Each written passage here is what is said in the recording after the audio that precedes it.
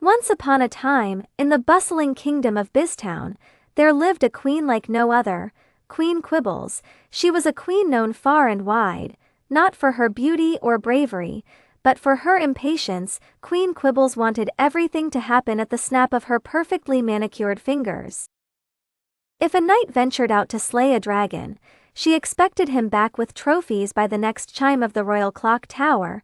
If her chefs prepared a meal, it better be hot on her plate before she had even finished asking for it. The townsfolk often whispered that her head must have been filled with ticking clocks rather than dreams.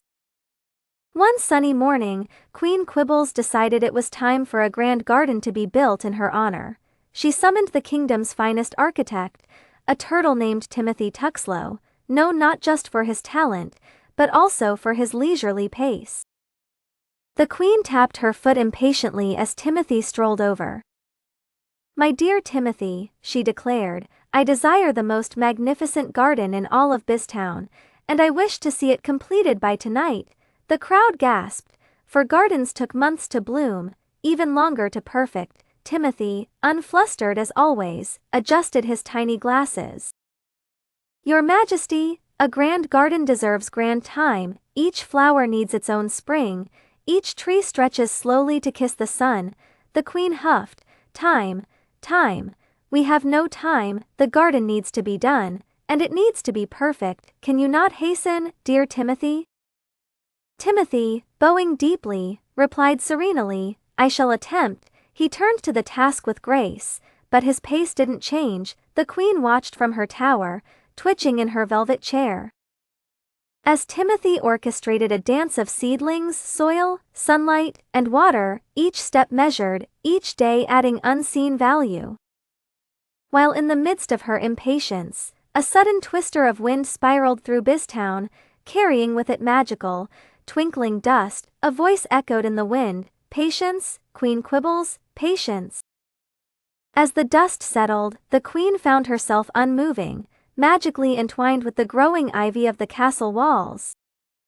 The only way to break free was to watch the world slow down around her. Days turned into weeks, each moment revealing the beauty and patience she never appreciated. She watched Timothy, unwavering and unhurried, as he encouraged vines with his slow smile. The trees grew taller, flowers whispered secrets in colors and scents, butterflies danced theatrically through the air as if time had painted them with a new hue. It was during these moments of stillness that Queen Quibbles saw the love and care it took to make something truly precious.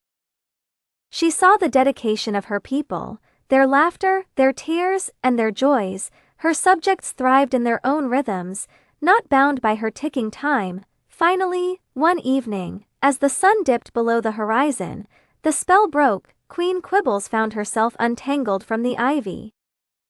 The garden was indeed finished, but not as she had initially dictated. It was far more magnificent than she could have ever imagined, bursting with life, a testament to time well spent. Realizing the gift she had been given, Queen Quibbles stood beside Timothy Tuckslow and thanked him for his wisdom.